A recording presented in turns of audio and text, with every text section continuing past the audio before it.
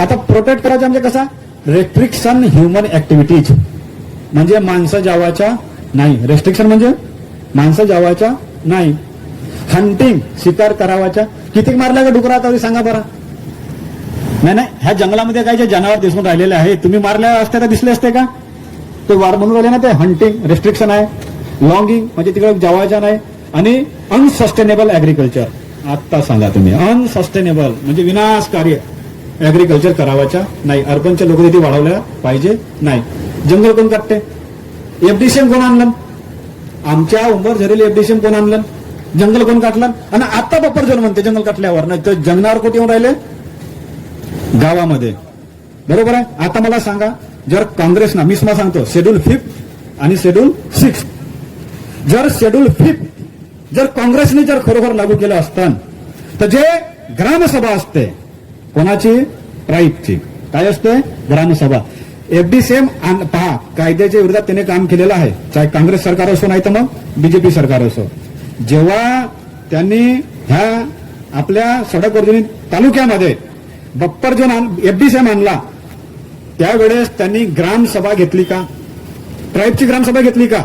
जर त्यांच्याकडे ट्राईबच्या ग्रामसभेचा ठराव नसेल तर एफडीसीएम हा अनकॉन्स्टिट्युशनल आहे. मग त्यांच्यावर कारवाई होईल का?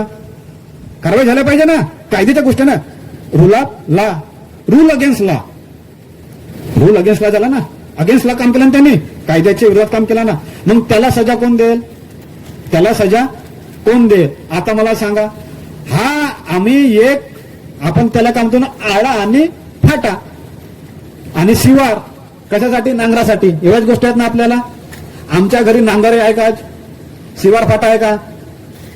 अदानी अंबानीच्या घर भरण्यासाठी आम्हाला स्लॅबच्या घरकुल मोदी देऊन राहिला आहे, असाच गोष्ट आहे ना. जर आपण स्लॅब बांधलो, मग जंगला, आता एवढा जो जंगल कपून राहिलेला आहे, हा जंगल कोणाला जाऊन राहिलेला आहे? आणि त्या जंगलमधून मग मटेरियल्स काढायचे आहे आपल्याला, तर कोणाची परवानगी लागते? शेड्यूल एरियामध्ये कोणाची परवानगी लागते? ट्राईबची परवानगी लागते.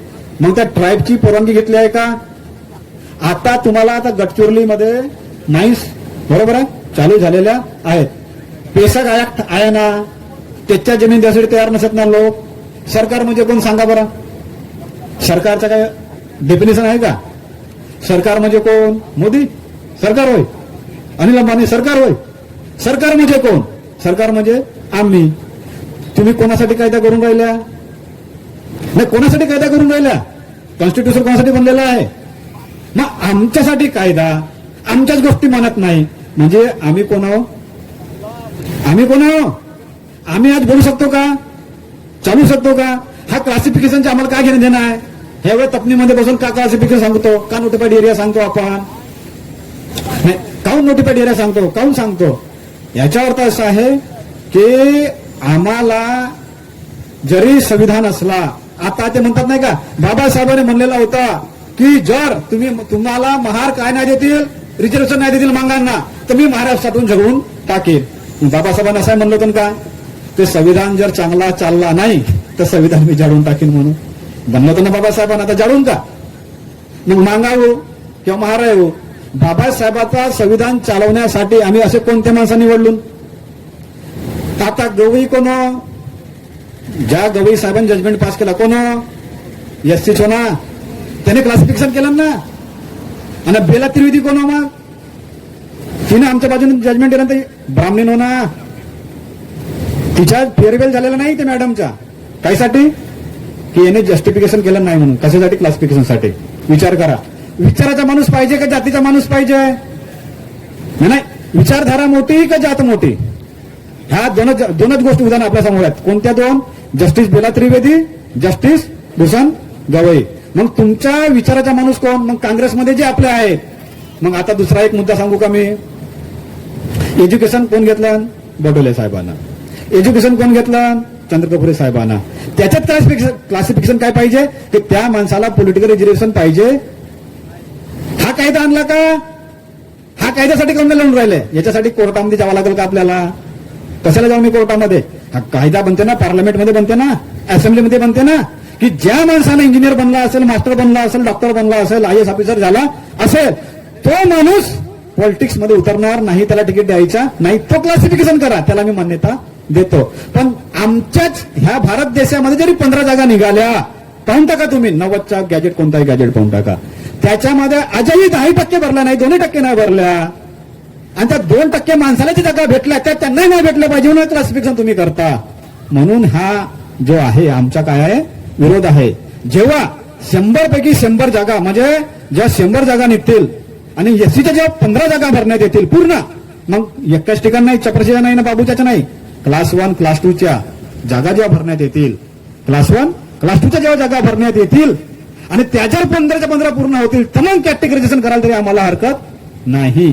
कारण की काय होतं, तेव्हा माझ्याकडे पैसा आला तर मी काय करेन, बिझनेसही खोलेन, जमीनही घेईन, इन्स्टिट्यूशनही खोलू शकतो किंवा नाही. मग मला इकडे शिक्षण देण्याची गरज आहे का, नोकरी देण्याची गरज आहे का? आणि ह्या 75 वर्षाच्या काळामध्ये आपल्या किती पिढ्या गेल्या, 3 पिढ्या गेल्या.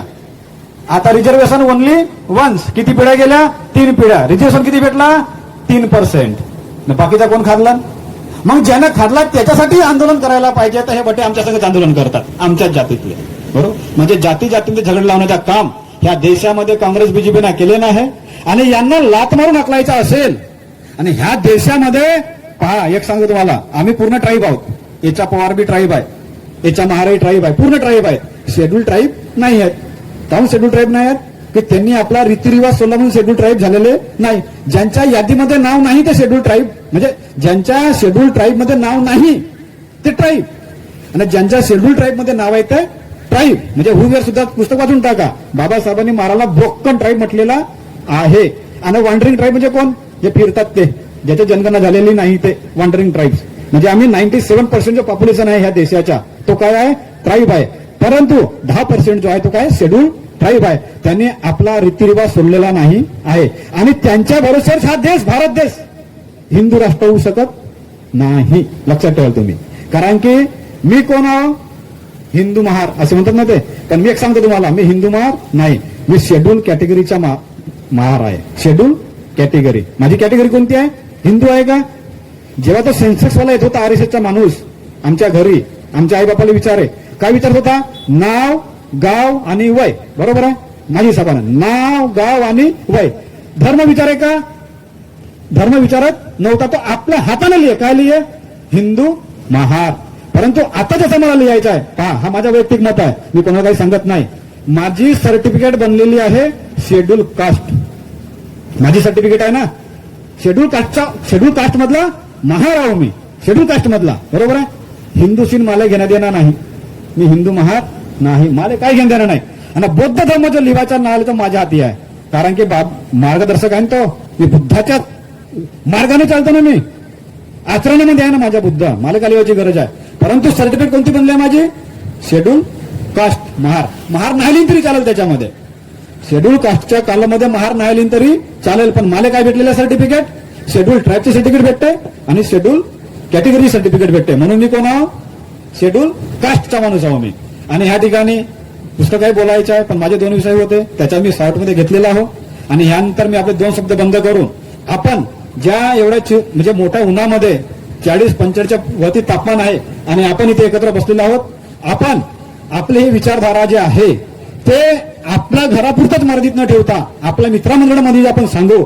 आणि ह्या क्लासिफिकेशनचे आणि नोटिफाईड एरियाचे आपले दुष्परिणाम कसे होतील, बक्कर जोड बनल्यावर आपल्याला काय काय रिस्ट्रिक्शन येतील, याचा विचार करून आपण आपली विचारधारा आणि बहुजन समाज पार्टीला समोर वाढवण्याकरता एकत्र येऊ. एवढे बोलून मी आपले 2 शब्द बंद करतो. जय सेवा, जय भीम, जय गोंडवाना, जय भारत.